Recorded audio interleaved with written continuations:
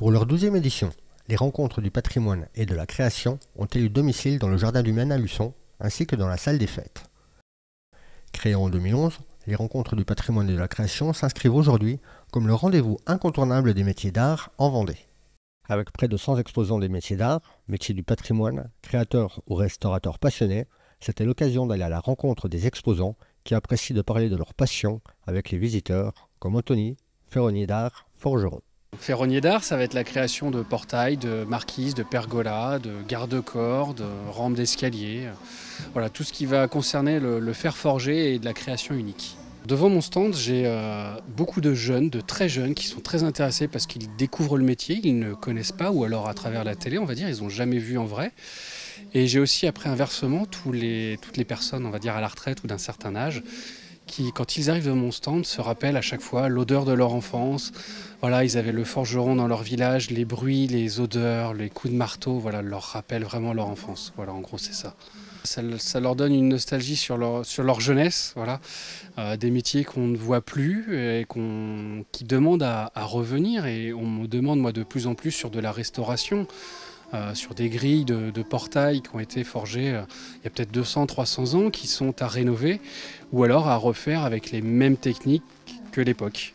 Une grande diversité caractérise ces métiers avec de magnifiques stands réalisés par des artisans, créateurs ou restaurateurs passionnés qui ont su interpeller le public venu à leur rencontre. C'est vrai que le stand il est assez architecturé et ils ont un peu l'impression de se retrouver dans leur salon. Alors c'est pas le salon de tout le monde, on est bien d'accord, mais c'est aussi la vitrine de l'entreprise et du coup effectivement ça les interpelle. Ils découvrent pour certains que le savoir il est à leur porte, alors que souvent on va penser que c'est sur des grandes agglomérations. J'ai exposé ici alors que ça s'appelait l'automne en Pays Maroyais, donc c'est pas d'hier. Pendant plusieurs années à Chaligny, j'ai eu des périodes de coupure où je suis moins venu.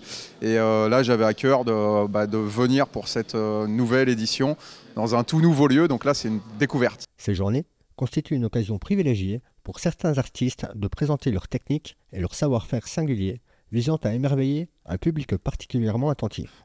C'est notamment le cas de Sarah, artiste laqueur, qui réalise des tableaux, des boîtes et des bijoux. La laque n'est pas le support même, elle a besoin d'un objet support, d'une âme, donc du bois le plus souvent.